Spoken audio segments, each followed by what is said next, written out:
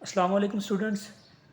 आज का हमारा lecture biology chapter number 10th class में से है और आज हम डिस्कस करेंगे लंग्स के बारे में।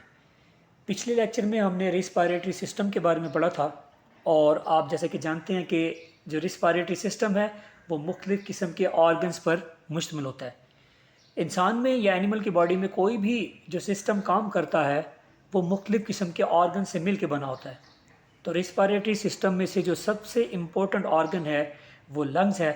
तो आज हम उन लंग्स के बारे में ही पढ़ेंगे। तो सबसे पहले आपको पता होना चाहिए कि पेयर की फॉर्म में लंग्स बॉडी में मौजूद होते हैं, थोरेसिक कैविटी में, और इनकी जो फ्रंट साइड है, आगे वाली साइड है, वो चेस्ट वॉल ने बंद की होती है, यानी enclose by the chest wall.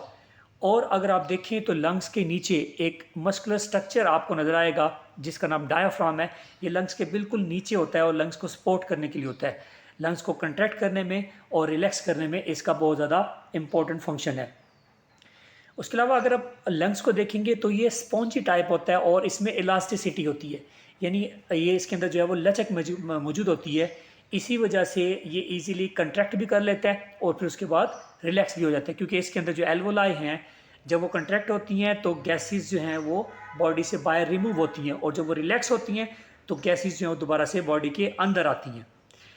और यहाँ पे एक और इम्पोर्टेंट बात है कि जो लेफ़्ट लंग होता है वो थोड़ा सा साइज़ में छोटा होता है as compare to right lung.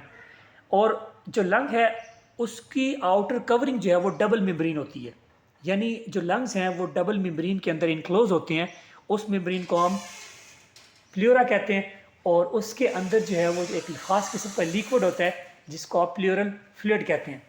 वो प्ल्यूरल फ्लूइड क्या करता है कि वो जो फ्रिक्शन होती है between the lungs and the chest wall उसको वो रिड्यूस कर देता है और चेस्ट को जो है वो साथ रगड़ खाने से लंग से वो उनको महफूज रखता है। उसके बाद एक यहाँ पे डेफिनेशन दी हुई है कि व्हाट आर इंटरकोस्टल मसल्स। तो हम सब जानते हैं कि जो चेस्ट वॉल है जिनको आप कहते हैं वो जो रिब केज आपका होता है वो 12 पेयर ऑफ रिब्स होती हैं, यानी कि टोटल जो है उनकी तादाद जो है वो होती है 24। तो वो 12 की पेयर की फॉर्म में होते हैं। तो जो मसल्स उन रिब्स के साथ जुड़े होते हैं उन मसल्स को, यानी कि रिब मसल्स को हम कहते हैं इंटरकोस्टल मसल्स का नाम देते हैं। पीछे हमने एक बात पढ़ी थी कि जो लेफ़्ट लंग है वो स्लाइटली जो है वो थोड़ा सा छोटा होता है एज़ कम्पेयर टू राइट। तो उसकी एक रीज़न है जो इंटरेस्टिंग इन्फॉर्मेशन के फॉर्म में दी हुई है। उसकी रीज़न ये है कि जो लेफ़्ट साइड पे जो लंग मौजूद होता है वो हार्ट को थोड़ी सी स्पेस प्रोवाइड करता है।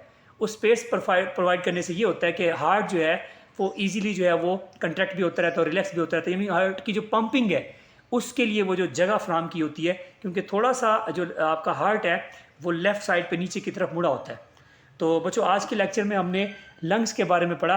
तो अगर आपको इसमें कोई चीज़ पूछनी हो या कोई सवाल आपने करना हो तो पोर्टल पे आप इसके बारे में सवाल कर सकते हैं।